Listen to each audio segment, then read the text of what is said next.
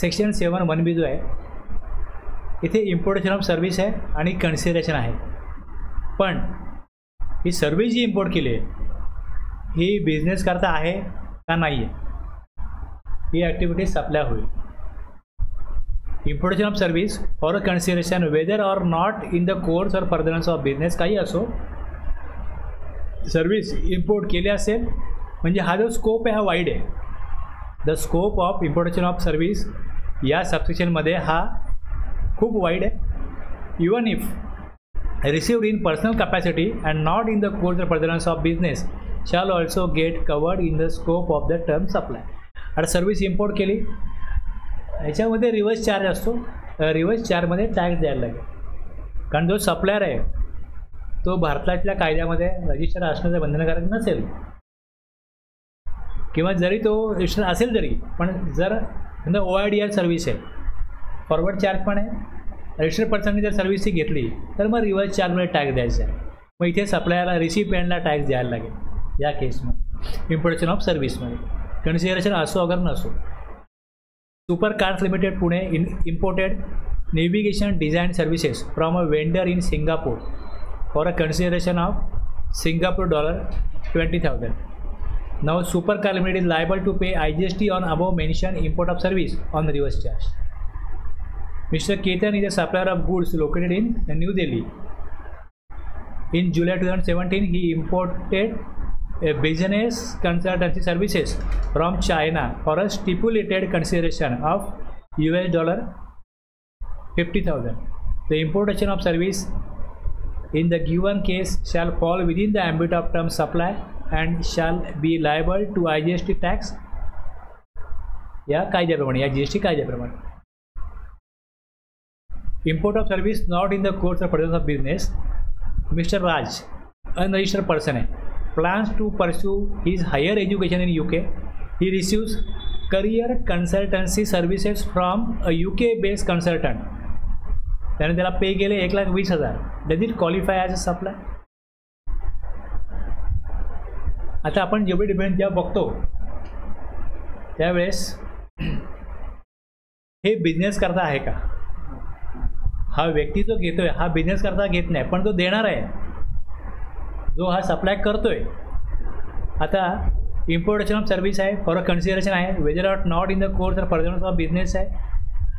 आता इथे if in above case it will be treated as supply, the UK based consultant would be required to register as non resident taxable person and shall discharge GST liability. ही one time supply असेल तर मग त्याप्रमाणे असेल, आणि जर तसा supply कायमच दिला जात असेल तर मग त्यांना रजिस्ट्रेशन परमनंटली घ्यायला लागेल आणि फॉरवर्ड चार्जमध्ये टॅक्स जमा करायला लागेल. Mister Sudhir is an advocate based in Kolkata. He shall import service of an architect for a consideration in respect of his personal home located in Kolkata in August. In the given case, importation of service shall fall within the scope of term supply even if services shall be imported for personal purpose. इथे बघा, इथे बिझनेसची definition, इथे business शब्द नाहीच आहे. Importation of service for इथे काय म्हटलं, इथे कोर्स ऑर फर्दरन्स नॉट म्हटलं आहे. त्यामुळे बिझनेस इथे कंपल्सरी नाही आहे बिझनेसचा क्लॉज. फॉर कन्सिडरेशन वेदर, आपण जेव्हा हे बघतोय तेव्हा इकडे बिझनेस कंपल्सरी आहे, बिझनेस करता असलं पाहिजे. तसं इम्पोर्ट ऑफ सर्व्हिस बिझनेस करता असो का नसो, इम्पोर्ट ऑफ सर्व्हिस आहे आणि कन्सिडरेशन असेल, इथे कन्सिडरेशन हा महत्त्वाचा आहे. ते जर आहे कन्सिडरेशन आहे तर मग इथे GST येईल.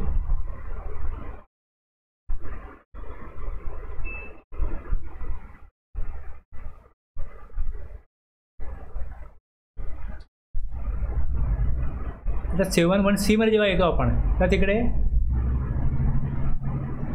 The activities specified in schedule 1 made or agreed to be made without consideration. इथे कन्सिडरेशन नाही आहे अशा ॲक्टिव्हिटीज, पण ज्या बिझनेस करता घेतल्यात in the course or furtherance of business करता केल्या. आता याच्यामध्ये या 4 पॅरा आहेत, त्याच्यामध्ये 4 ॲक्टिव्हिटी आहेत. तर ह्या आपल्याला बघायच्या आहेत 1 by 1. परमनंट ट्रान्सफर और disposal of business asset.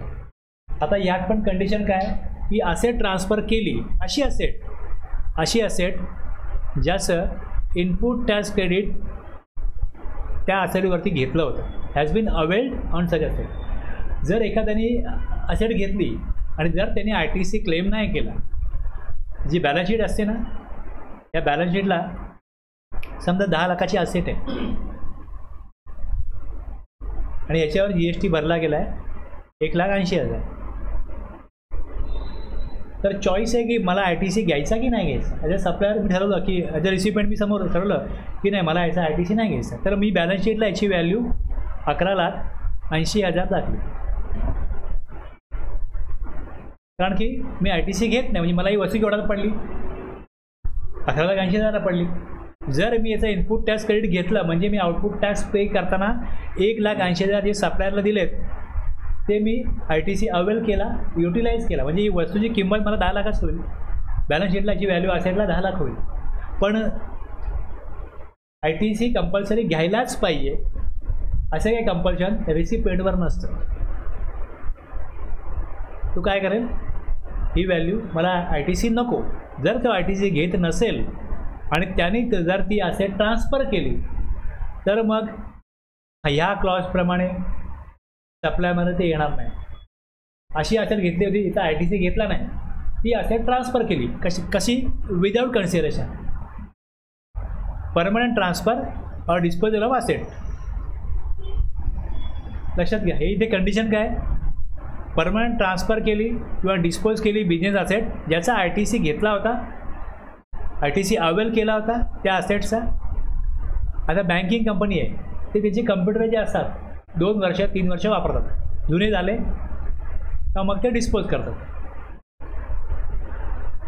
A banking company disposes its use computer, its book value ₹25,000, म्हणजे एक अनेक कम्प्युटर असतील, by giving it to a charitable organisation. अशी एखादी जिल्हा परिषदेची शाळा आहे, ट्रस्ट आहे, त्यांना असे कम्प्युटर दिले जातात, पण त्याची बॅलन्स शीटला व्हॅल्यू आहे 25,000, याचा ITC घेतला होता. आता सेक्शन 18 आहे, त्यामध्ये सब सेक्शन 6 आहे. याच्यामध्ये जर अशी कुठली असेट ट्रान्सफर केली आणि त्याची बुक व्हॅल्यू जी आहे एवढी आहे, त्याच्यापेक्षा डिप्रिशिएशन काढून जी व्हॅल्यू आलेली आहे त्यापेक्षा कमी व्हॅल्यूनी किंवा जास्त व्हॅल्यूनी ती असेट विकली, समजा ती आता बुक व्हॅल्यू 25,000 आहे आणि त्यांनी विकली समजा 27,000. बुक व्हॅल्यूचा अर्थ काय होतं, डिप्रिशिएशन काढून ती व्हॅल्यू आलेली आहे. पण 18(6) प्रमाणे त्याचा रूल जो आहे त्याप्रमाणे असेटची व्हॅल्यू म्हणजे कॅपिटल असेट जी आहे त्याची जी इस्टिमेटेड लाईफ आहे ते 5 वर्ष आहे, ते 5 वर्ष आहे. 5 वर्षाच्या आत जर ती असेट ट्रान्सफर केली तर त्या रूलप्रमाणे किती व्हॅल्यू रिटर्न यायला पाहिजे याचा एक फॉर्म्युला दिला आहे. समजा ती व्हॅल्यू 28,000 जर आली आणि ट्रान्सफर एखादी असेट विकून जर का काहीच पैसे नाही मिळवले किंवा कमी वेळ 28पेक्षा, तर तेवढी लायबिलिटी जो असेट ट्रान्सफर करेल त्याच्याकडनं घेतली जाते. इथे हा विषय काय, कन्सिडरेशन नाहीच आहे. कन्सिडरेशन असेल जरी आणि 5 वर्षाच्या आत जर ती असेट सप्लाय केली, की समजा एखादी फॅक्टरी आहे, त्यांच्याकडे काय मशिनरी आहे आणि त्यांचा बिझनेस वाढला, एक पॅकिंग मशीन आहे, त्यांचा बिझनेस जर वाढला तर त्यांना मोठ्या कॅपॅसिटीचं मशीन घ्यायचं. मग ते काय करतात, छोट्या मॅन्युफॅक्चररला ते छोटं मशीन विकतात. ज्यावेळेस त्यांनी ते मशीन घेतलं त्यावेळेस त्यांच्या त्यावेळेच्या गरजेनुसार ते पर्याप्त होतं, योग्य होतं. पण त्याचा बिझनेस वाढला, टर्नओव्हर वाढला, सप्लाय वाढला, प्रोडक्शन वाढलं, त्यांना असं वाटतं का आपण असं मशीन घेऊ की आता AC कॅपॅसिटी याच्यापेक्षा 5 पट असेल, पण या मशीनचा आपल्याला उपयोग नाही. पण त्यांनी जर 3 वर्षामध्येच ती जर का 3 वर्षामध्ये जर त्यांनी ती मशिनरी ट्रान्सफर केली तर मग त्या रूलप्रमाणे त्याची व्हॅल्यू काढली जाते.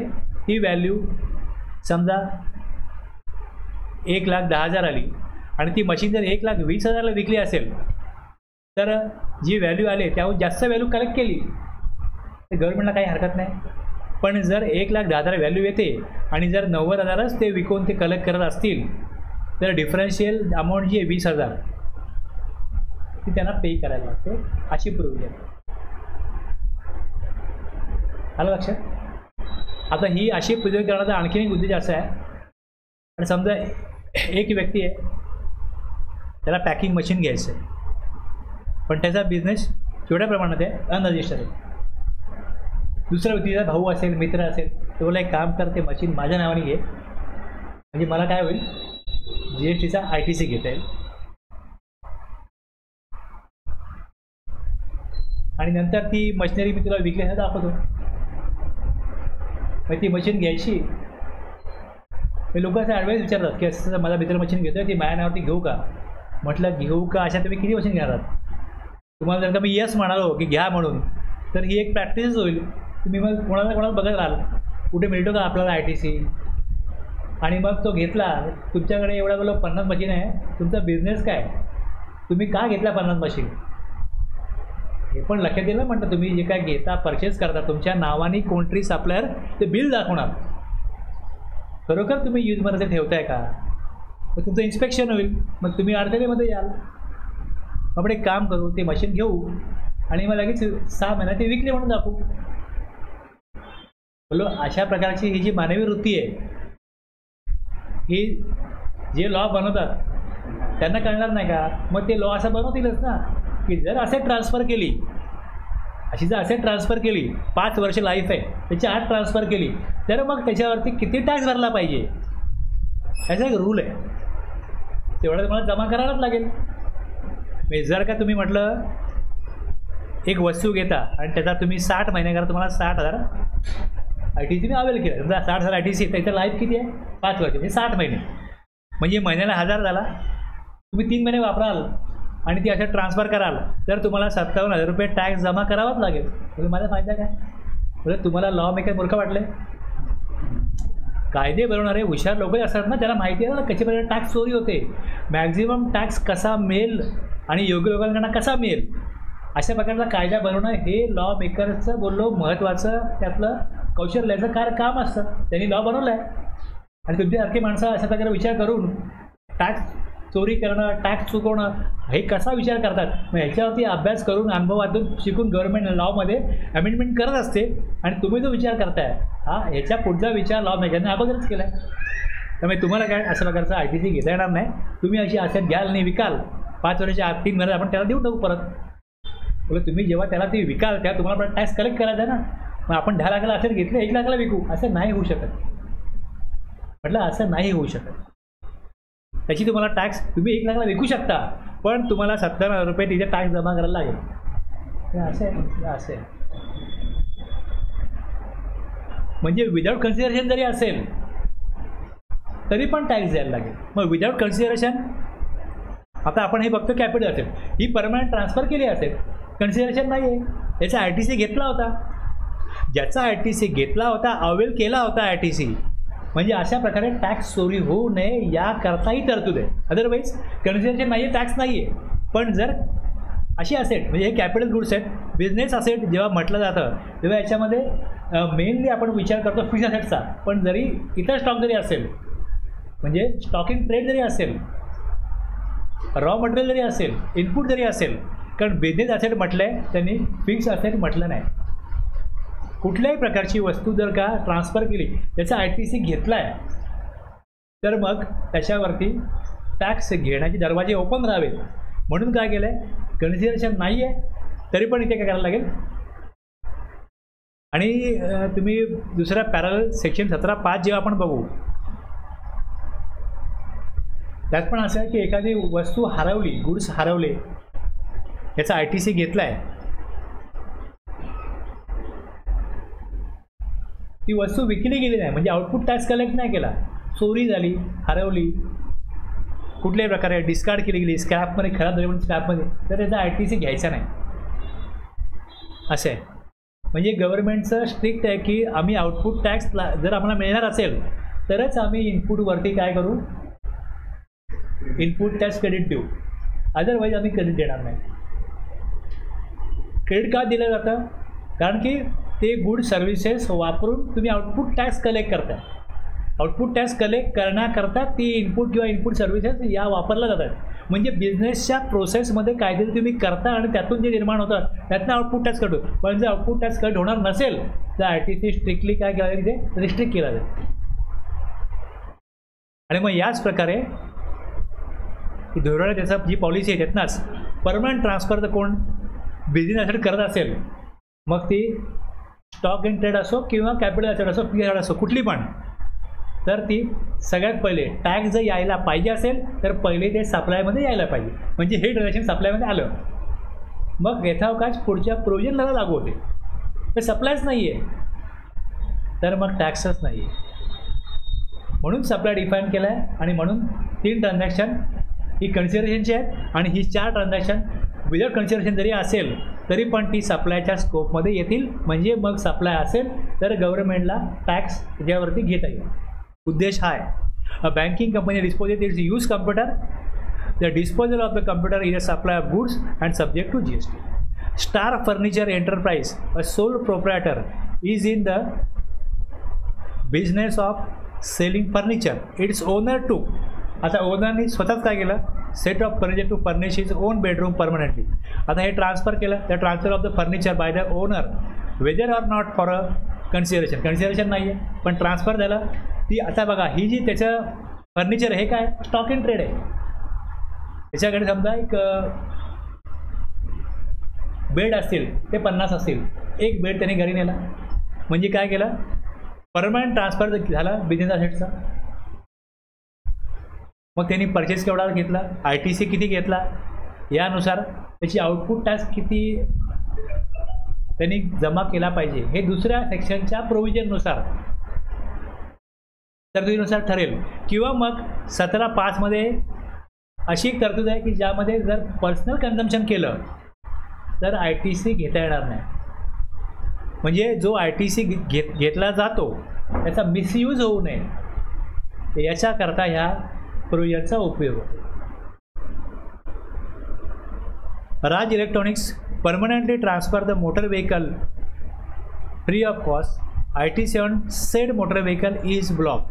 आता दुसरी कंडिशन कशी आहे की जेव्हा मोटर व्हेकल परचेस केली जाते, आपण जेव्हा 17(5) सेक्शन बघू, याच्यामध्ये मोटर व्हेकलचा इनपुट टॅक्स क्रेडिट मिळत नाही. म्हणजे एखादी 4 चाकी गाडी, एखादा कॉन्ट्रॅक्टर आहे, त्याने एखादा कॉन्ट्रॅक्ट घेतलं आहे, तर त्यांचे जे कोण संबंधित व्यक्ती असतील, जे मॅनेजर किंवा एक्सपर्ट कोण असतील, त्यांना जाऊन सर्व्हे करायला लागेल साईडवरती काम कसं चाललं आहे. मग त्या कंपनीच्या 2-4 अशा प्रकारच्या कार असतील, मोटर व्हेकल असतील. पण या GSTच्या कायद्यामध्ये मोटर व्हेकल 3 बिझनेस आहेत. 3 बिझनेस की मोटर व्हेकल घेतली,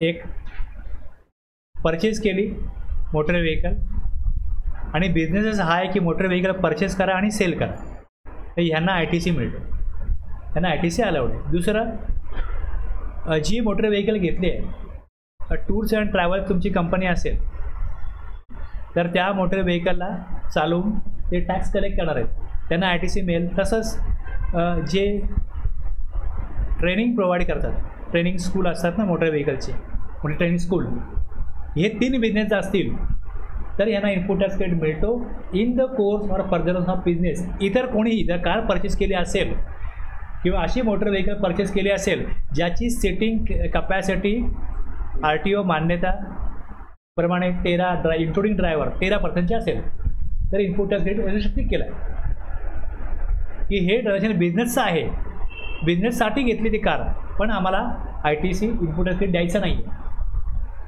आता अशी कार जर कोणी परचेस केली असेल आणि त्याने ती ट्रान्सफर केली, Raj electronics permanently transfer the motor vehicle free of cost. ITC on said motor vehicle is restricted.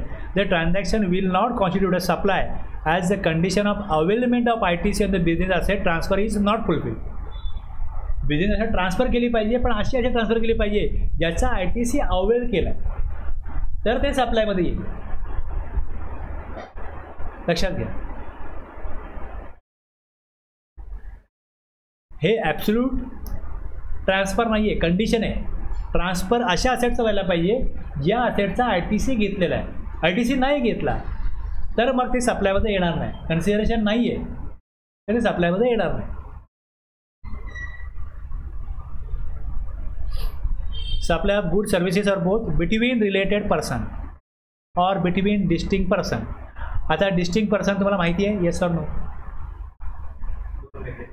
हां, एका पॅनवरती एकाहून जास्त नंबर असतील त्यांच्यामधला तो व्यवहार आहे.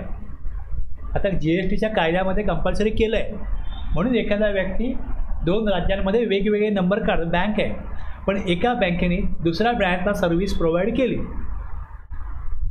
बरोबर आहे, तर ते कन्सिडरेशन घेतील का?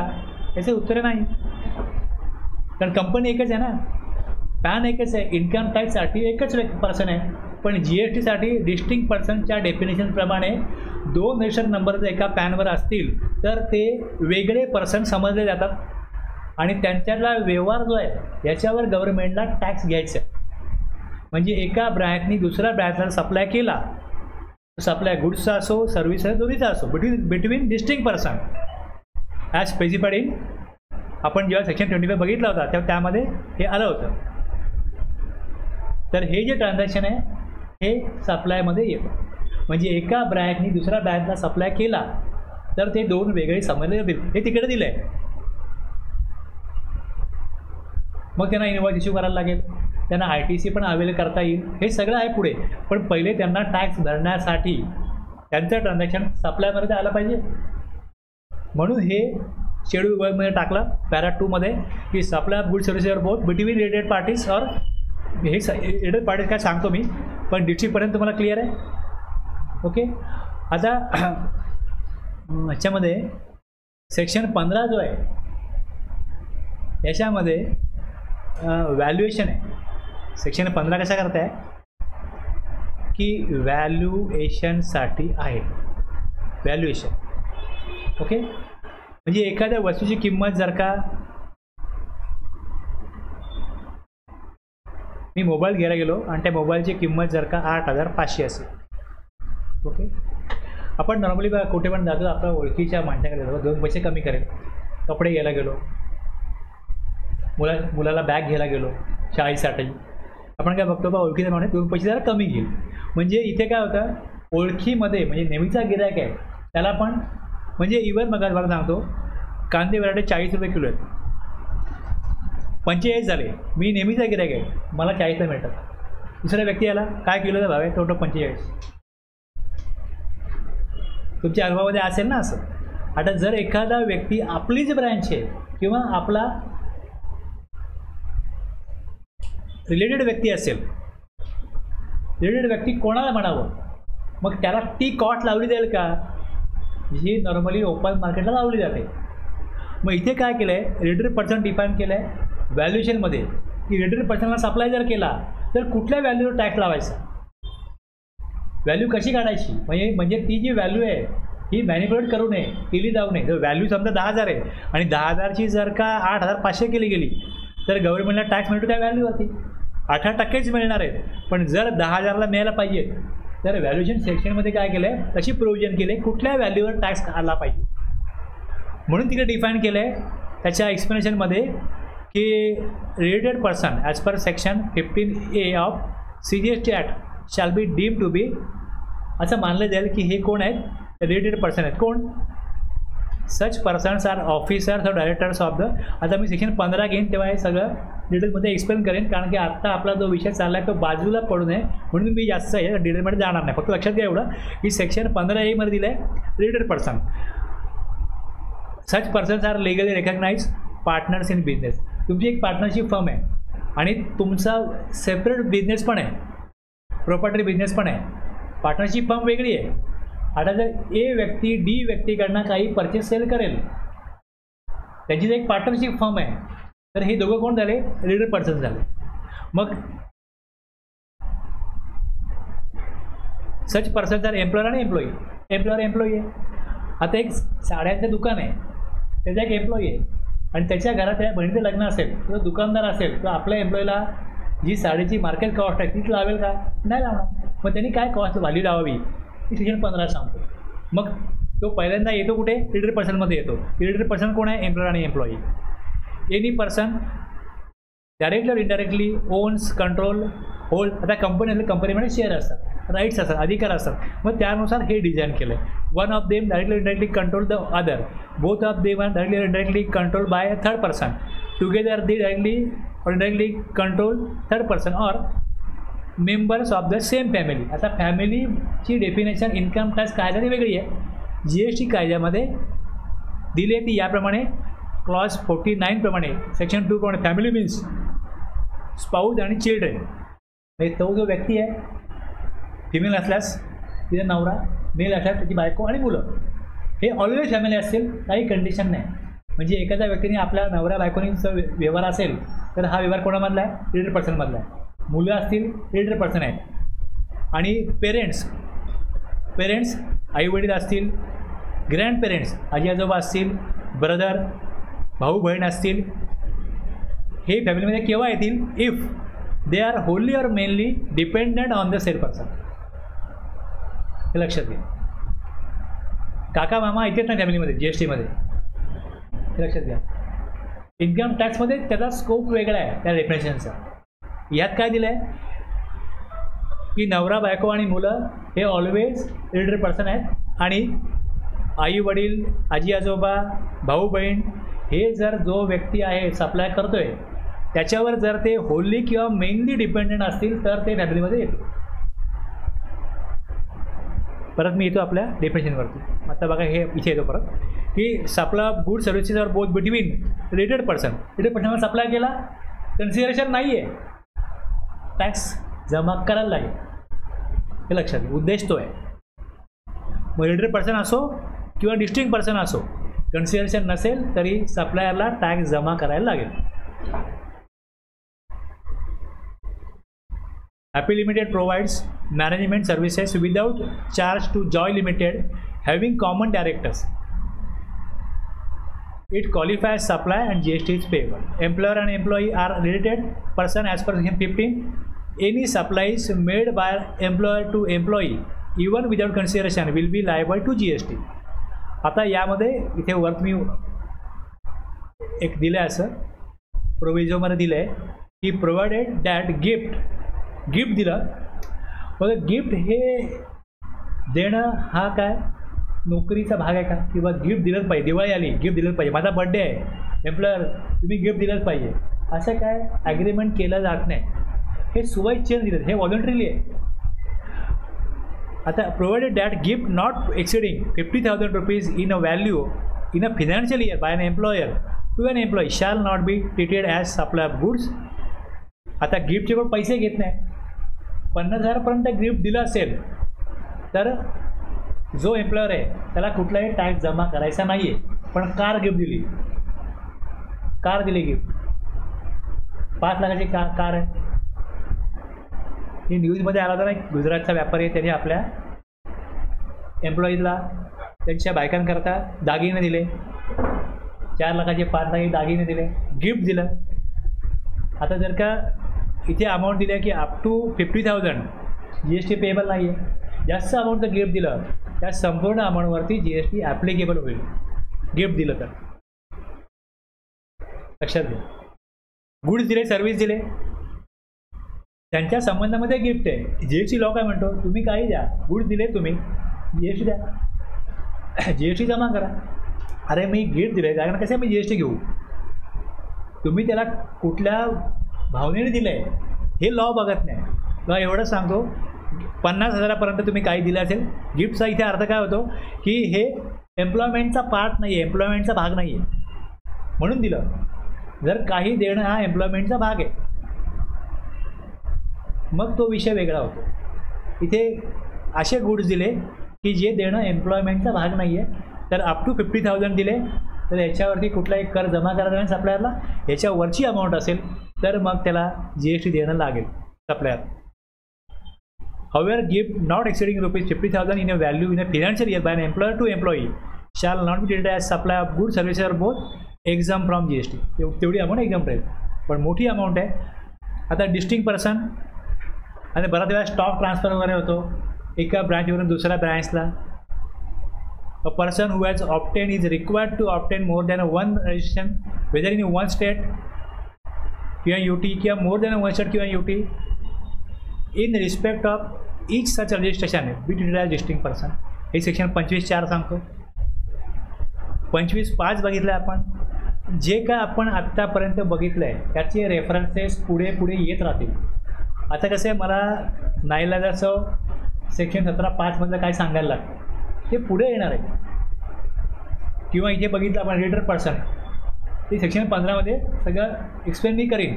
पण काही अगोदरचे रेफरन्स घ्यायला लागतात, काही फ्युचर रेफरन्स घ्यायला लागतात. जे झालं आहे तुम्ही विसरला असाल तर रिवाईज करा. आणि जे होणार आहे ते आता मी जेवढं सांगतो आहे तेवढं कळलं तर ठीक, नाही कळलं तरी सोडून द्या. जेव्हा ते येईल तेव्हा मग परत आत्ता जे घेतो आहे आणि मग ते घेईन याची लिंक मी सांगेन. मग परत तुम्ही हे विसराल, हे परत रिवाईज करा. 2-3 वेळा तुम्ही रिवाईज कराल, मग हळूहळू तुम्हाला सगळ्या लिंक लक्षात आल्या. मी जसं सांगतो की बघा पहिले सप्लाय आहे की नाही बघा. सप्लाय असेल तर मग टॅक्स लागू होईल. मग ते ट्रान्झॅक्शन गुड्सचं आहे का सर्व्हिसचं आहे बघा. जर गुड्सचं असेल तर मग इनवॉइस बनवताना त्याचा HSN कोड टाकावा लागतो, त्याचा रेट नोटिफाय किती हे बघायला लागतं. मग त्याप्रमाणे त्याचा इनवॉइस रेसिपेंटला द्यायचा असतो. मग इतर फॉर्मॅलिटीज येतात, ITC घेणं, या सगळ्या गोष्टी लिंकमध्ये. आपण शिकताना कसं बघतो बा हे वेगळं बघतो, इथे दुसरं काय बोलायचंच नाही, असं नाही होऊ शकत. मग रेफरन्स आला की डिस्ट्रिक्ट पर्सन 25(4) आठवा, 25(5) आठवा. मग त्याप्रमाणे IGST ॲक्टमधला सेक्शन आहे 8. फर्दर एक्सप्लेनेशन 1 आहे त्याला सेक्शन 8ला. Establishment of the same entity shall be considered as establishment of distinct person.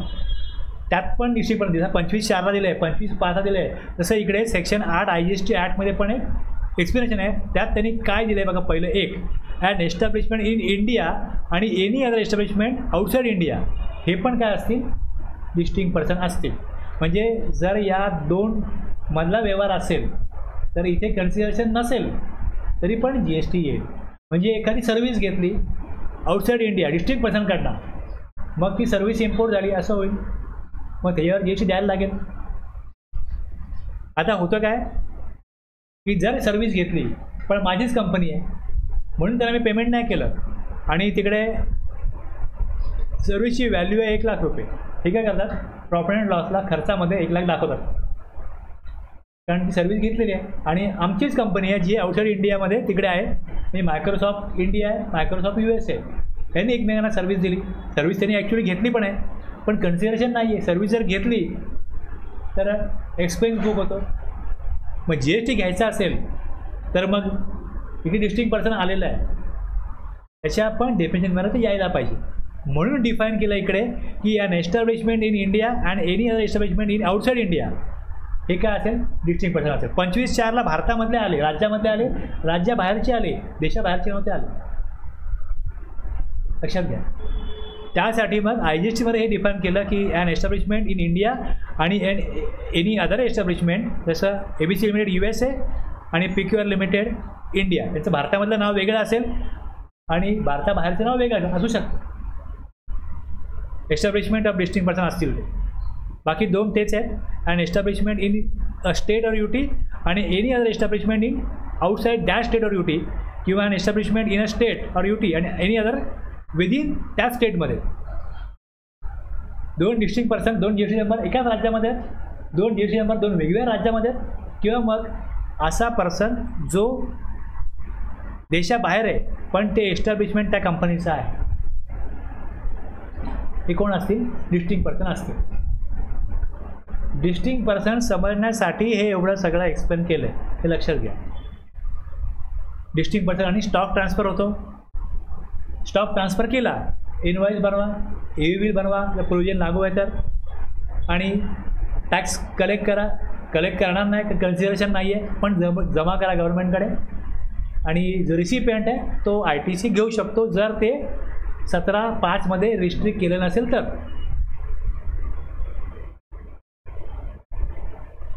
आता बँकेने जर का एका बँकेने दुसऱ्या बँकेला जर सर्व्हिस दिली असेल तर बँकेला 50% ITC मिळतो, पण हा जो ब्रँचचा ITC आहे हा रिस्ट्रिक्ट केलेला नाही, तो 100% मिळतो. रूल जेव्हा आपण 38 बघू तेव्हा हे बघू.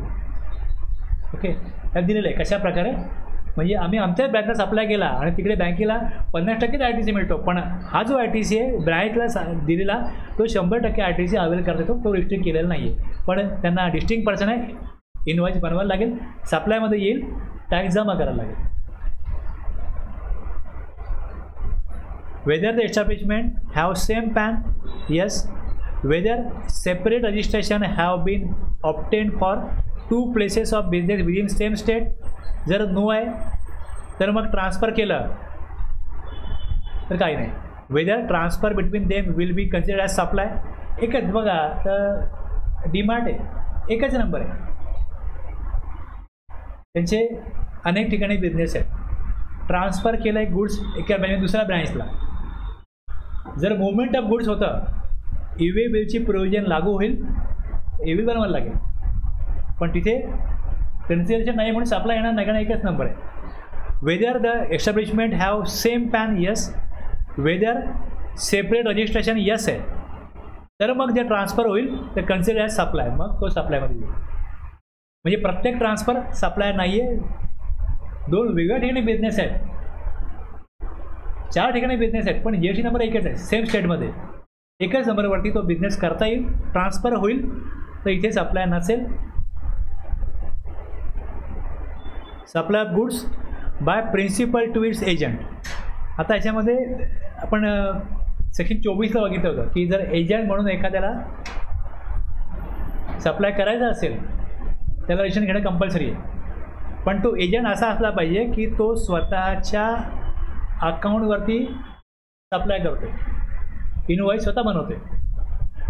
Mister Om, principal, located in Goa, supply certain goods to his agent mister Raj, Delhi. And Mr. Raj undertakes to supply the said goods in Delhi on behalf of Mr. Om.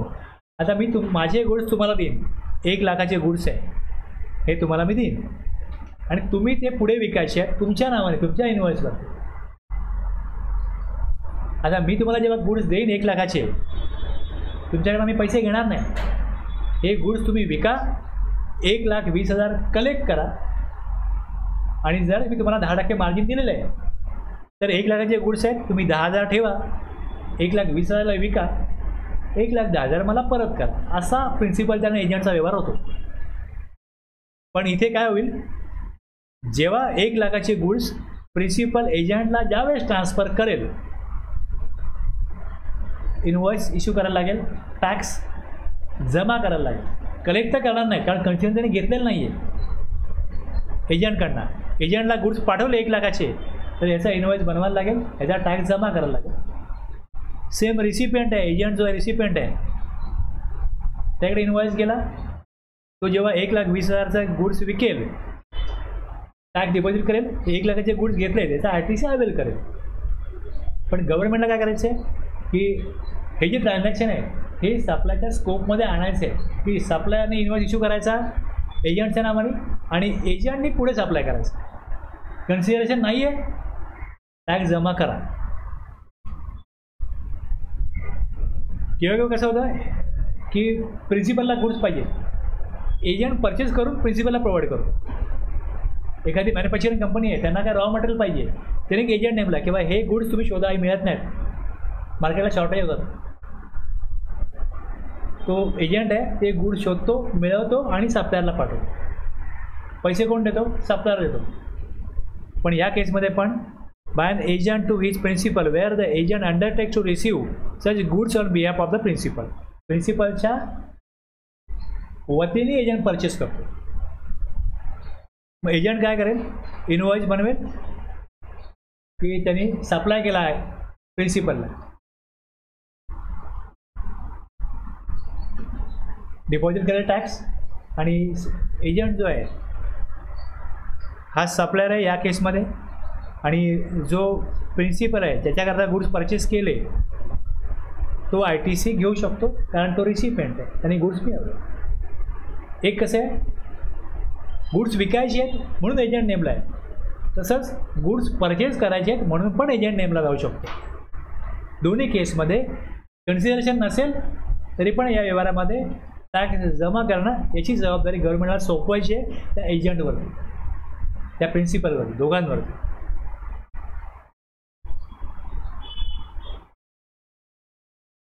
तेच खाली दिलं आहे इकडे की ज्या वेळेस in order to determine whether a particular principal agent relationship falls within the ambit of the para 3 of schedule 1. हे केव्हा येईल, डिसाइडिंग फॅक्टर काय याच्यामधला आहे, कधी ठरवता येईल की invoice for further supply to customer be issued in agent name, एजंटच्या नावानेच तो गेला पाहिजे. जर एक एजंट नेमला आहे आणि गुड्स परचेस करा माझ्याकरता आणि त्याच्याकडनं परचेस करावं, त्याला पेमेंट मी करेल आणि इनवॉइस माझ्या नावानेच बनेल, तुम्ही फक्त माझ्याकरता गुड्स शोधायचे, मग तुम्ही यातले एजंट नाही आहात, लक्षात घ्या. मी जबाबदारी हुदाहरण तुम्हाला दिले की गुड्स तुमच्या नावाने परचेस करा आणि मला द्या. कळलं नाही पाहिजे की तुम्ही गुड्स कोण घेतोय, कळलं नाही पाहिजे. तशी केस असेल तरच असं होईल.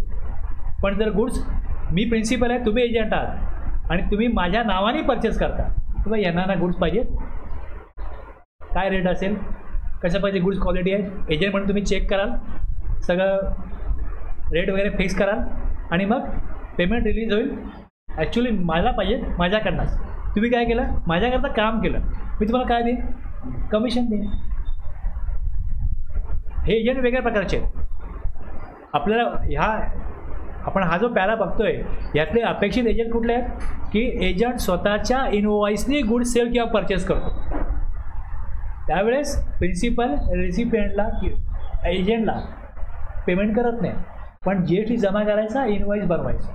म्हणजे हे ट्रान्झॅक्शन सप्लायमध्ये तेव्हा येईल जेव्हा एजंटच्या नावाने गुड्स परचेस होतात किंवा सेल होतो, इनवॉइस त्याच्या नावाने येतो, त्या नावाने जातो. हेच दिलं इकडे. आणि मग याच प्रकारे या सर्क्युलरमध्ये हे नंबर दिले सर्क्युलरचा काय. आपण इम्पोर्ट ऑफ सर्व्हिस बघितलं तर आता की कन्सिडरेशन आहे, बिझनेस करता सर्व्हिस इम्पोर्ट हो किंवा न, कन्सिडरेशन असेल GST द्यायला लागेल. इथे कसं दिलं बघा आता, import of service by person from a related person, service related पर्सनकडनं घेतली असेल तर कन्सिडरेशन नसेल.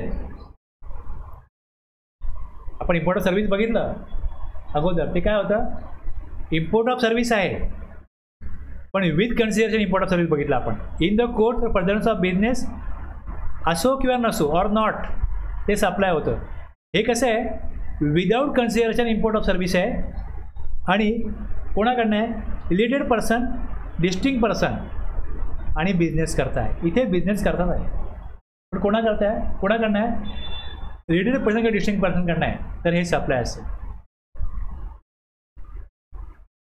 विदाऊट कन्सिडरेशन तुम्हाला रिलेटेड पर्सन किंवा डिस्टिंक्ट पर्सन शिवाय जर कोण सप्लाय देत असेल तर मग सप्लाय नाही. लक्षात, एखाद्या फॉरेनला एखाद्या ट्रस्ट आहे, ते जर कोणाला सप्लाय करतं विदाऊट कन्सिडरेशन, रिलेटेड पर्सन नाही आहे, डिस्टिंक्ट पर्सन नाही आहे, तर ह्या केसमध्ये हे सप्लायमध्ये येणार नाही. सप्लाय ऑफ सर्व्हिस लक्षात घ्या. इम्पोर्ट ऑफ सर्व्हिसचा उल्लेख दोनदा आला. एकदा कधी आला, आपण सेक्शन बघितला 7(1), त्यातला क्लॉज B मध्ये आला. इथे काय होतं, import of service for consideration. इथे कन्सिडरेशन महत्त्वाचं होतं आणि बिझनेस करता इम्पोर्ट ऑफ सर्व्हिस घ्या किंवा घेऊ नका. आणि आत्ता आपण इथे शेड्यूल 1 मध्ये पॅरा 4 मध्ये काय बघतो, import of service by, service देणारा कोण आहे, एक रिलेटेड पर्सन आहे or from any of the other establishment, म्हणजे कोण होईल, डिस्टिंक्ट पर्सन होईल. सर्व्हिस विदाउट कन्सिडरेशन इम्पोर्ट केली गेली रिलेटेड पर्सनकडनं किंवा डिस्टिंक्ट पर्सनकडनं आणि बिझनेस पर्पज, तर ती सप्लायच्या स्कोपमध्ये येईल. हे जो ती सर्व्हिस घेईल त्याला GST चा चार्ज लागेल RCM मध्ये, बरोबर आहे.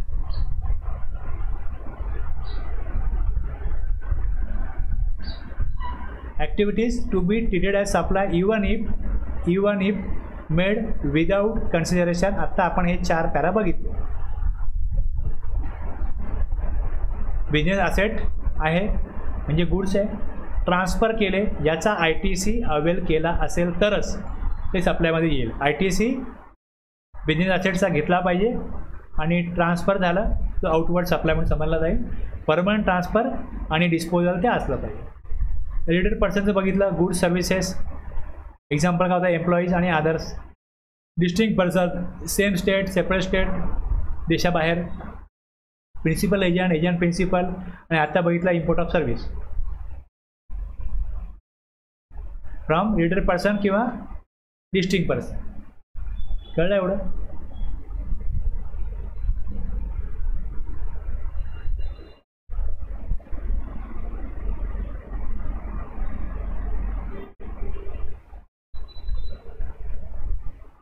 आता सेक्शन 7(2) काय सांगतो बघा. हा ओव्हर रायडिंग सेक्शन आहे. नॉटविथस्टँडिंग एनिथिंग कंटेन इन 7(1) मध्ये काही सांगितलेलं असो खाली एक यादी आहे ॲक्टिव्हिटीज और ट्रान्झॅक्शन स्पेसिफाईड शेड्यूल 3 मध्ये एक यादी आहे.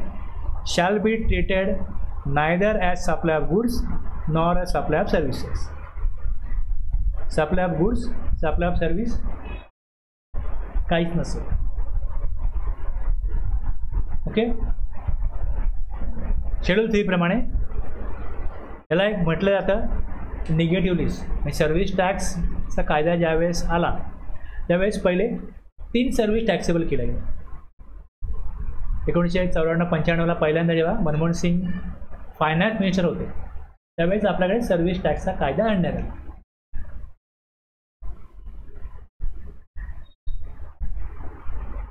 तेव्हा ब्युटी पार्लरचा बिझनेस नव्हता.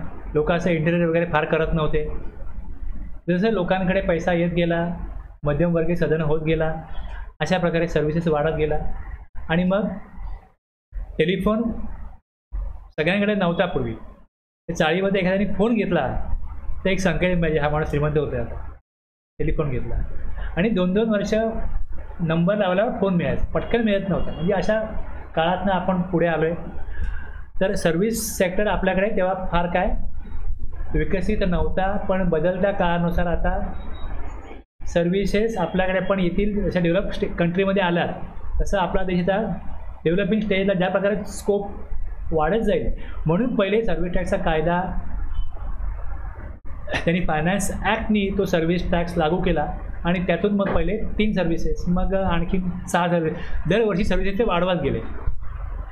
आणि मग कसं आहे की वर्गामध्ये समजा 50 लोक असतील आणि 4-5 झाले आणि 46 फेल झाले तर मग 5 कोणतरी सांगितलं जातं. पण जर उलटं आहे की 46 जर का 5 झाले तर मग 4 फेल कोण झाले हे सांगितलं तर बाकीचे 5 आहेत. वेळ कमी लागतो ना. निगेटिव्ह लेस त्यातनं आली की या सर्व्हिसेस ज्या आहेत ह्या आम्ही काय करतो आहे याच्यावर सर्व्हिस टॅक्स लागणार नाही. मी निगेटिव्ह लिस्ट हा शब्द तिकडून आला आहे. बाकी सगळ्या सर्व्हिस टॅक्सेबल. कळलं.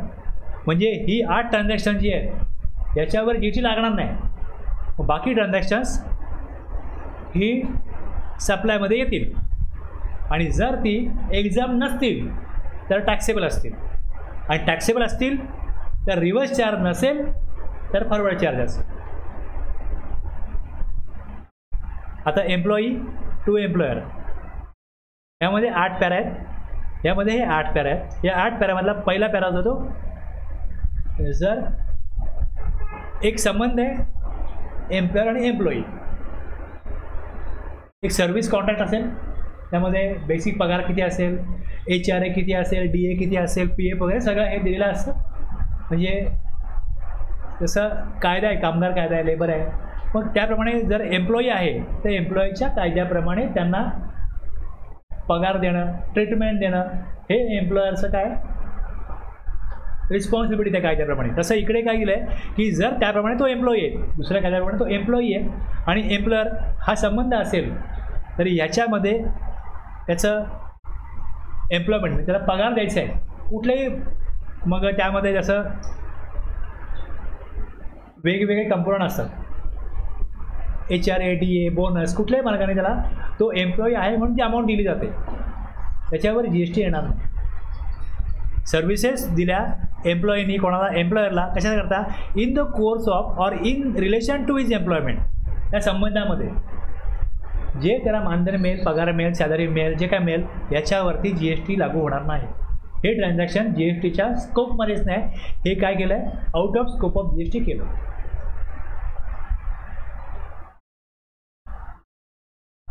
मग तो टेम्पररी पर्पज काम करत असो, परमनंट असो, services provide by casual worker to employer who gives wages on daily basis, रोज पगार मिळेल असंही असेल, परमनंट आहे तसंही असेल. Casual worker employed by construction contractor for execution of a building contract for him or services in the course of employment. Similarly, casual worker employed by a security services agency for provision of security services to a client are also services in the course of employment. Okay. Annapurna is a director of Nilgiri Limited, receiving remuneration which is declared as salaries in the books of company and subject to TDS. आता TDS कोणाचा कापला जातो, salary ज्याला मिळते त्याचा section 192 मध्ये income TDS कापला जातो. पण डायरेक्टर जरी असेल पण तो एम्प्लॉईसारखं काम करत असेल तर त्याला पण बघा, आपण रिव्हर्स चार्जमध्ये बघितलं होतं की डायरेक्टरला काही अमाऊंट दिली, डायरेक्टरने कुठली सर्व्हिस दिली तर ती रिव्हर्स चार्जमध्ये टॅक्सेबल आहे. पण डायरेक्टर जर एम्प्लॉई असेल तर मग in the course of employment GST applicable होणार नाही, होत नाही, कारण शेड्यूल 3 मध्ये दिलं.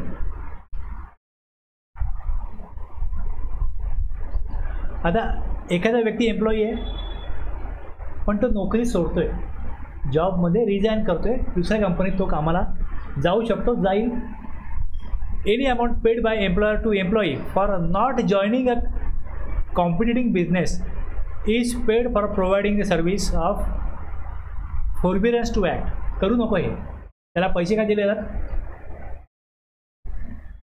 की समजा एक कंपनी आहे मायक्रोसॉफ्ट, त्यांना असं पाहिजे की टाटा कन्सल्टन्सीमध्ये तुम्ही कामाला जाऊ नका, तिकडे तुम्ही ॲटलिस्ट 2 वर्ष जॉब करू नका. बरोबर आहे, 2 वर्षानंतर बरंच काय बदलतं. आता आमच्या कंपनीचे सिक्रेट त्या कंपनीला तुम्ही सांगाल किंवा तुम्हाला ते विचारतील की यांचे कुठले प्रोजेक्ट चालू आहेत, कुठलं काम किती चालू आहे, तर ही सिक्रेसी ब्रेक होऊ नये म्हणून त्यांना ती कंपनी सांगते की तुम्हाला आम्ही 10 लाख देऊ, 20 लाख देऊ, 50 लाख देऊ, तुम्ही त्या कंपनीत जाऊन काम नाही करायचं. इथे पेमेंट दिलं, हे का दिलं? आता हा एम्प्लॉयर एम्प्लॉईच्या नात्यामधला संबंध नाही आहे, तो उठतोय आणि तो पुढे जाऊन त्रास होऊ नये म्हणून ही अमाऊंट दिली. Any amount paid by employer to employee for not joining a competing business is paid for providing the service of forbearance to act. ते न करण्याकरता पैसे दिले and cannot be considered for providing services in course of employment. ही एम्प्लॉयमेंटच्या स्कोपमध्ये येत नाही. मग जर ते 50 लाख त्याला दिले असतील तर ह्याच्यावरती हे सप्लायमध्ये येईल, हे सप्लायमध्ये येईल. Ashutosh and independent director in Nilgiri limited receives a sitting fee. Director आहे पण हा एम्प्लॉई नाही आहे, तर मग याच्यावरती रिव्हर्स चार्जमध्ये GST ॲप्लिकेबल होईल. Services by any court or tribunal. आता court includes district court, high court, supreme court. आता कोर्टामध्ये ज्यावेळेस केस येते कोर्ट किंवा ट्रिब्युनलमध्ये त्यावेळेस काही फीज आकारली जाते. Fees taken in any court or tribunal establish under any law for the time being in any force is outside the scope of सा. हे जे ट्रान्झॅक्शन आहे जर हे कोर्ट फीज घेते ह्याच्यावरती GST घ्यायला नको असेल तर म्हणून ते यात टाकणं गरजेचं होतं, म्हणून ते यात टाकलं. कोर्ट किंवा ट्रिब्युनल सर्व्हिस देते कुठल्याही व्यक्तीला म्हणून ते कोर्ट फीज घेते. Fees is charge at the time being in force will not be subject to GST as it is neither supply of goods nor supply of services. तर निवडणुका झाल्या, आपण निवडून दिले मेंबर ऑफ पार्लिमेंट, बरोबर आहे. आता पुढे निवडणुका येतील, आपण निवडून देऊ मेंबर ऑफ स्टेट लेजिस्लेचर. गावामध्ये काय असतात ग्रामसेवक, मेंबर ऑफ पंचायत. शहरामध्ये काय असतात नगरसेवक, member of municipalities, member of local authorities. या लोकांना जे पेमेंट मिळतं गव्हर्नमेंटकडनं ते गव्हर्नमेंटचे एम्प्लॉई नाही आहे. ते काय करतात, कायदे बनवतात, लोकांकरता काम करतात आणि त्यांना त्याकरता काही रेम्युनरेशन काही अमाऊंट पे केलेली सरकारकडनं. तसंच member of bodies mention above have the responsibilities of framing laws, regulations, guidelines हे ते बनवतात. Running of the society of the large, such activities of framing law or deliberation for the better functioning of the society would not amount to a supply of good services. त्यांचं हे transaction जे आहे हे सप्लायमध्ये येणार नाही. तसंच duties perform by any person who holds any post in persons of the provision of the constitution in that capacity. इथे काय असतं, प्रेसिडेंट ऑफ इंडिया आहे, प्राईम मिनिस्टर ऑफ इंडिया आहे, जजेस ॲट ऑल लेवल्स आहेत, कोर्ट, यांना anybody holding public office would not, त्यांना जी amount दिली जाते त्याच्यावरती पण GST येणार नाही. तसंच duties perform by any person as a chairperson और अ मेंबर और a director of body establish by the central government. आता याच्यामध्ये मी बघाल तर टेलिकॉम रेग्युलेटरी ऑथॉरिटीज आहे, try is also body establish by central government. मग त्याचे चेअरमन, मेंबर्स, डायरेक्टर्स यांना जे पेमेंट केलं जातं त्याच्यावरती पण GST लागणार नाही. हे कवर केलं आहे या पॅरामध्ये, तिसऱ्या पॅरामध्ये, शेड्यूल 3मध्ये. ह्या ते 3 क्लॉज आहेत A, B, C. Services of funeral, अंतिम संस्कार केला जातो. वेगवेगळ्या धर्मामध्ये वेगवेगळी प्रथा असेल. दफन केलं जातं, क्रिमॅटोरियम और जिकडे डेड बॉडी ठेवली जाते मॉर्च्युरी, आणि मग त्याच्यात ट्रान्सपोर्टेशन केलं जातं. A mortuary keeping a dead body in its premises would not amount to supply of goods and services. Transportation of जो मृत व्यक्ती आहे, transportation of deceased from the hospital or any other place to the crematorium or a burial ground would not a supply. Person assisting with the ritual of a funeral would be making a supply of good services would not amount to supply. Okay. Services of funeral, अंतिम संस्कार करताना काय मंत्र जाप केला जातील, कुठल्या पण विधी केला जात असेल ते विधी करणारे जे लोक आहेत त्यांचं ॲक्टिव्हिटी किंवा ट्रान्झॅक्शन हे सप्लायमध्येच नाही आहे. आता तुम्ही बघा लग्नामध्ये मंगलाष्टक म्हणतात, बरोबर आहे, किंवा वास्तुशांती करता काय पूजा होम हवन केलं जातं, त्यांचं ट्रान्झॅक्शन सप्लायमध्ये येईल की नाही आहे? Yes or no? का ना? अंतिम संस्काराचे विधी वेगळे आहेत, लक्षात घ्या. ते सप्लायच्या बाहेर काढले. हां, पण लग्नामध्ये मंगलाष्टक म्हणतात, वास्तुशांती करतात, पूजा करतात, तिकडे जे लोक येतात त्यांच्या ॲक्टिव्हिटीज सप्लायमध्ये येईल की नाही? बघा शेड्यूल 3मध्ये येत नाही आहे. बघा सगळ्यात पहिली गोष्ट आपण बघितला की सर्व्हिसमध्ये येईल का? तुम्ही त्यांना पूजा करून द्या, लग्नाला मंगलाष्टक म्हणाला या, ते सर्व्हिस प्रोव्हायडर आहेत. मग जर त्यांची सर्व्हिस शेड्यूल 3मध्ये येत नसेल तर टॅक्सेबल होईल की नाही होईल? जर ती एक्झाम नसेल तर टॅक्सेबल, पण सप्लायमध्ये तर येणार ना. लक्षात घ्या पहिली गोष्ट, जे शेड्यूल 3मध्ये येत नाही आहे ते सगळं सप्लायमध्ये आहे हे लक्षात घ्या. हे विधी कुठले सांगितले? अंतिम संस्काराचे विधी आहेत. ते करणाऱ्या व्यक्तींचं ट्रान्झॅक्शन सप्लायच नाही आहे, पण इतर कुठल्या अशा प्रकारचे विधी ते करत असतील ते सप्लायमध्ये येईल. मग तो सप्लाय टॅक्सेबल आहे का एक्झाम्प्ट आहे हे पुढे बघायचं. Sale of land, sale of land. आता इथे बघा शेड्यूल 2 पॅरा 5 क्लॉज 2मध्ये सांगितलं आहे की कन्स्ट्रक्शन सर्व्हिस आहे, म्हणजे बिल्डिंगचं काम चाललं आहे, अंडर कन्स्ट्रक्शन आहे. ते शेड्यूल 2मध्ये दिलं आहे की schedule 2 of paragraph 5B reads as the following shall be treated as supply of services, construction of a complex building, civil structure or a part thereof, including a complex or building intended for sale to a buyer wholly or partly. आता where the entire consideration, जे संपूर्ण मूल्य आहे त्या कन्स्ट्रक्शनचं, त्याला building म्हणून मान्यता मिळाली, CC मिळाली, कंपनी सर्टिफिकेट मिळालं किंवा ऑक्युपेंट सर्टिफिकेट मिळालं sale of land always out of scope of GST. आणि सेल ऑफ बिल्डिंग म्हणून त्याला नाव मिळालं का मग त्यावर GST येणार नाही. मग बिल्डर बोर्ड लावतात CC रिसिव्ड नो GST. आता बिल्डिंग कंप्लीट झालेली आहे, प्रोजेक्ट कंप्लीट झाला आहे. आता काय फ्लॅट तिथे अनसोल्ड असतील ते जेव्हा विकतील त्याच्यावर GST लागू होणार नाही. पण जोपर्यंत CC येत नाही तोपर्यंत कन्स्ट्रक्शन सर्व्हिस आहे असं शेड्यूल 2 मध्ये सांगितलं. It is quite clear that sale of land will not attract GST and sale of building after obtaining completion certificate or after its first occupation will not attract GST. आणि sale of building before its first occupation किंवा before issuance of completion certificate will be tax under GST and shall be treated as supply of service. हे schedule 2 मध्ये clear केलं. पण एकदा ना CC आली तर शेड्यूल 3 म्हणतो की सेल ऑफ बिल्डिंग आहे ना ती GST येणार नाही. पण इथे पुढे काय म्हटलं आहे, subject two clause B paragraph 5 of schedule. Construction असेल, अंडर कन्स्ट्रक्शन असेल त्या बिल्डिंगचं, ते बिल्डिंग म्हणून त्याला सर्टिफिकेट मिळालेलं नाही आहे तोपर्यंत टॅक्सेबल असेल. एकदा का बिल्डिंग आली CC किंवा OC आली का काय होईल, out of scope of GST होईल. Actionable claim. आता इथे पहिले काय होतं, लॉटरी बेटिंग गॅम्बलिंग होतं. आता ह्या लॉटरी बेटिंग अँड गॅम्बलिंग बरोबर जे स्पेसिफाईड ॲक्शनेबल क्लेम शब्द आणला हा 102A क्लॉज अमेंड करून त्यामध्ये betting, casinos, gambling, horse racing, lottery, online money gaming हे सगळं यात टाकलं. आपण बघितलं तिथे ॲक्शनेबल क्लेममध्ये काय येतं, इथे काय दिलं आहे, specified actionable claim other than. म्हणजे ॲक्शनेबल क्लेम जो आहे तो गुड्स आहे.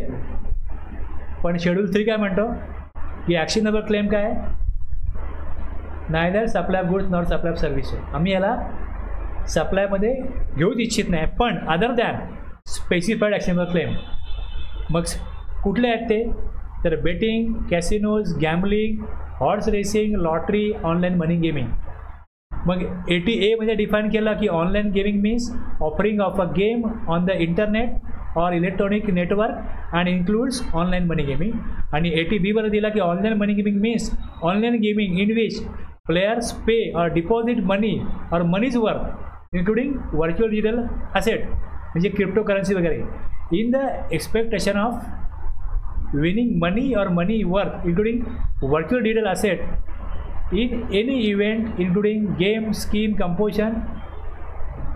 competition or any other activity or process whether or not its outcome or performance is based on skill. म्हणजे जे मी पैसे लावले त्यात मी स्किल वापरतोय की नाही वापरतोय, माझा IQ वापरतो की नाही वापरतोय, बुद्धिमत्ता वापरतो की नाही वापरतोय, काही असो हे सगळं कशामध्ये येईल, ऑनलाईन मनी गेमिंगमध्ये येईल. हे सगळे एवढे शब्द का वाढले की काही लोकांना सांगितलं की बाबा आमचा गेम आहे यामध्ये स्किल वापरायला लागतं. हा लॉटरी नाही आहे, गेमिंग नाही आहे, हे बेटिंग नाही आहे, हा जुगार नाही आहे. हे सगळं ऑनलाईन मनी गेमिंगमध्ये येतं. भले तुम्ही जुगार म्हणू नका, पण आम्ही त्याला काय म्हणतो, स्पेसिफाईड ॲक्शनेबल क्लेममध्ये हे सगळं येईल म्हणजे याच्यावर GST लागू होईल. आणि जेव्हा आपण सेक्शन 15 बघू त्यामध्ये याची व्हॅल्यू काय असेल, कुठल्या व्हॅल्यूवर GST लागेल हे पण त्यात दिलं आहे. व्हर्च्युअल डिजिटल असेट हे पण डिफाईन केलं, कशाला म्हणायचं. ओके, आता एक शब्द आहे मर्चंट ट्रेडिंग. कशाला म्हणतात merchant trading, supply of goods from a place. म्हणजे Sachin register in GST in India, goods purchase केले ऑस्ट्रेलियामधनं आणि sending the same directly to the customer in England. Purchase केले ऑस्ट्रेलियामधनं आणि विकतो इंग्लंडला without such goods entering into India. गरजच नाही, भारतामध्ये गुड्स आणतच नाही. मला एक ऑर्डर मिळाली ऑस्ट्रेलियामधनं, कुठनं, इंग्लंडमधनं. मी गुड्स घेतले ऑस्ट्रेलियामधनं आणि इंग्लंडमध्ये पाठवले, पण पैसे कुठे आले, मला भारतातल्या माझ्या अकाउंटमध्ये आले. GSTचं ऑडिट आलं. ऑडिट करताना मला ऑफिसरने विचारलं हे पैसे आले हे कुठे आले. मी सांगितलं मी गुड्स परचेस केले होते ऑस्ट्रेलियामधनं आणि विकले इंग्लंडला. मग याच्यावरचा GST हे ठरणार GSTच्या स्कोपमध्येच येत नाही, याच्यावर GST लागू होणार नाही, लक्षात घ्या. In the above transaction mister Sachin shall not be liable to pay tax on the said supply as per para 7 schedule 3. याच्यावर GST लागणार नाही. एका कंट्रीतनं घेऊन दुसऱ्या कंट्रीमध्ये सप्लाय झाला असेल, कसला? गुड्सचा. बरोबर आहे, लक्षात घ्या. दुसरं सप्लाय, ह्या दोन, हे जे दोन पॅरा आहेत ना 7 आणि 8, हे अमेंडमेंट होऊन आले, हे पहिल्यापासून नव्हते. आता पॅरा 8मध्ये 2 क्लॉज आहेत, एक ए आहे आणि दुसरा बी आहे. यात काय केलं आहे की गुड्स ॲक्च्युली इम्पोर्ट केले, सप्लाय ऑफ वेअरहाऊस गुड्स, ते JNPT आहे. तर Sachin register in GST in India, purchase goods from Australia, goods reach to JNPT port India and keep the goods in custom bonded warehouse without clearing it for home consumption. म्हणजे ते समजा आत्ता मला goods ताब्यात घ्यायचे नाही आहेत, तर कस्टममध्ये अशी सोय असते की तिकडे तुम्ही कस्टमच्या वेअरहाऊसमध्ये गुड्स ठेवू शकता. तिथे ते चार्जेस घेतील, मी पे करीन. ओके, चार्जेस ते पे करीन आणि ज्या वेळेस मला गुड्स तिथून रिलीज करायचे असतील त्यावेळेसच मला त्याच्यावरती त्याचा कस्टम ड्युटी आणि इतर चार्जेस भरावे लागतात.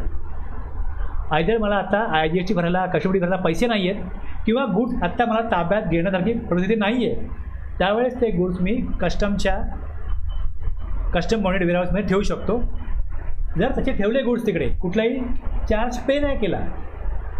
In the meantime mister Sachin sold this goods to mister Sehwag while they were in warehouse. मी सेहवागला बोललो माझे गुड्स तिकडे आहेत, ते जल देतो. This transaction between mister Sachin and mister Sehwag is neither supply of goods nor supply of service. एकदा गुड्स सोडवले, त्याच्यावरती मोठी भरली आणि मग ते लोकली विकले, मग GST येईल. पण ते ताब्यात घेण्यापूर्वीच अप्लाय केला तर त्यावर GST येणार. मग A Bला देईल, B Cला देईल, C Dला देईल. जोपर्यंत सोडवत नाही, किती वेळा ते कोणालाही विकले जाऊ, त्याच्यावर GST येणार नाही. तसंच गुड्स इम्पोर्ट करतोय, supply of goods by the consignee to any other person by endorsement of document of title to the goods after the goods have been dispatch. Goods निघाले पोर्ट ऑफ ओरिजिन, तुम्हाला चायनामधला goods घेतोय, तिथल्या port करून goods निघाले. आता मी goods मागवतोय, मी इथे विकणार आहे, मला तुम्ही येऊन सांगितलं तुमच्याकडे गुड्स आहेत का, तुला मी मागवले, येणार आहे, मग तुम्हाला मिळतील. सगळे गुड्स मी गेलो, तुम्ही मला आलात, सगळे गुड्स मला देऊन टाका. मी काय केलं, डॉक्युमेंट बनवलं, endorsement of document title to goods after the goods have been dispatch from. आता इथे बघा, mister Sachin of India imported goods from China while the goods were in high seas, ज्याला म्हणतात हायसी सेल. गुड्स कुठे आहेत? हायसीमध्ये आहेत, समुद्रामध्ये आहेत, मार्गस्थ आहेत. Sachin sold the goods to Sehwag by way of endorsement of document of title. Document अधिकार दिला की हे गुड्स या डॉक्युमेंटप्रमाणे तुझे आहेत, कस्टमरमध्ये जा, गुड्स ताब्यात घे, ही गुड्स तुझी. This transaction between Sachin and Sehwag is out of scope of use. IC मध्ये गुड्स असताना सेल केले, GST येणार नाही. कस्टममध्ये असताना पण गुड्स सेल केले, GST येणार नाही. हे 8 पॅरा जे आहेत याच्याप्रमाणे GST ॲप्लिकेबल होत नाही. 7.2 मध्ये activities or transaction specified in schedule 3. आणखीन काय म्हटलं असतं, activities or transaction undertaken by the central government, state government or any local authority in which they are engaged as public authority as may be notified by the government on the recommendation of the council shall be treated neither as supply. पण हे schedule बघितलं आता, बरोबर आहे. आता notification काय आहे का, याच्यामध्ये 2 नोटिफिकेशन काढली की गव्हर्नमेंटच्या ॲक्टिव्हिटीज आहेत, services by way of activity in relation to function interested to a panchayat under article 243G of the constitution or municipalities आहे आर्टिकल 243W. या ॲक्टिव्हिटीज त्यांनी जर केल्या तर ह्या out of scope of GST ज्या असतील, म्युन्सिपालिटीचे फंक्शन आणि पंचायतची फंक्शन. तसंच आणखीन एक नोटिफिकेशन जे आहे ते याप्रमाणे, जे दारू विकण्याचा परवाना असतो, वाईन विकण्याचा, तो इश्यू करतो स्टेट, कारण की स्टेटचाच तो अधिकार आहे. following activities has been prescribed: services by way of grant of alcoholic liquor license against consideration in the form of license fee or application fee or by whatever name it is called. जी fee जमा करायला लागेल grant of licence for alcoholic liquor, याच्यावरती पण GST लागणार.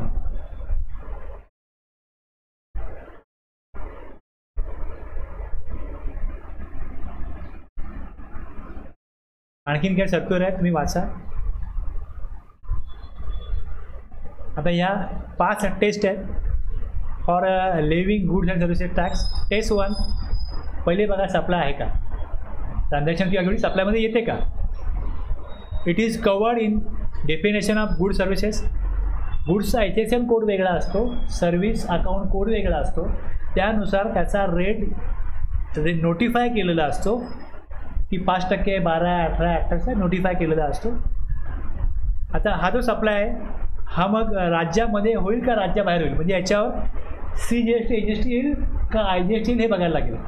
मग याकरता IGSTमध्ये section आहे 7, 8 ते बघायला लागतील. त्याप्रमाणे कळेल की सप्लाय इंट्रास्टेट आहे का इंटरस्टेट आहे. आता जर सप्लाय जो करतोय तो जर का GSTमध्ये रजिस्टर असेल किंवा लायबल टू रजिस्टर कुठे असतो, टॅक्सेबल पर्सन, तो सप्लाय करत असेल, म्हणजे सप्लाय करणारा हा GSTमध्ये रजिस्टर्ड पर्सन किंवा टॅक्सेबल पर्सन असेल आणि ते ॲक्टिव्हिटी केलं नसेल, जर एक्झाम नसेल तर टॅक्स मिळेल. टॅक्स केव्हा जमा होईल की सप्लाय आहे तो गुड किंवा सर्व्हिसचा आहे, तो इंटर किंवा इंट्रा आहे आणि तो सप्लाय करणारा टॅक्सेबल पर्सन आहे आणि ती ॲक्टिव्हिटी किंवा ट्रान्झॅक्शन एक्झाम नाही आहे. हे टेस्ट करायचं. ह्या 5 टेस्ट आहे. आता आपण गुड समजून घेतलं, सर्व्हिस समजून घेतलं, सप्लाय समजून घेतलं. हे आता हे जे आहे इंटर केव्हा एंट्रा केव्हा हे समजून घ्यायचं आहे आणि पुढे एक्झाम्शन पण आपल्याला समजून घ्यायचं आहे. आत्ता ह्या सेक्शन 7मधला जो भाग राहिला आहे आपला तो हा राहिला आहे 7(1)(a). शेड्यूल 2 प्रमाणे कुठल्या ॲक्टिव्हिटीज यास आपल्या गुड्स आहेत आणि कुठल्या ॲक्टिव्हिटीज यास आपल्या सर्व्हिस आहे हे आपण पुढच्या क्लासला बघणार आहोत. आता जेवढं घेतलं तेवढं तुम्हाला बऱ्यापैकी कळलं आहे. ॲटलिस्ट कशाकरता आपण काय समजून घेतो आहे हे तरी क्लिअर झालं पाहिजे. मग मी जसं पुढे पुढे काम करत जाल, पुढची सेक्शन येतील, मग तुम्हाला क्लिअरिटी येईल.